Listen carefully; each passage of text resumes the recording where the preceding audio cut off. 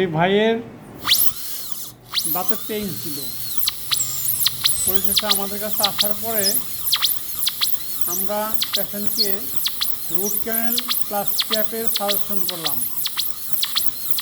ব্যথামুক্ত করে root canal কাজটা করে এরপর আমরা এখন ক্যাপ কাট দিতেছি। ক্যাপ কাট কীভাবে দেয় সেই বিষয়টাই আজকে আলোকপাত করব। ক্যাপ কাট দেওয়ার সময় সর্বপ্রথম কন্টাক্ট ডিভাইড করতে হয়।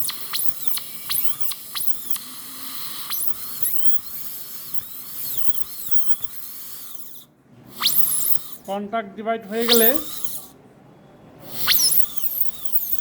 কন্টাক্টে এইভাবে ডিভাইড করতে হবে যেন পাশের দাঁতে কোনো ক্ষতি না হয়, কোনো ইনজুরি না হয়।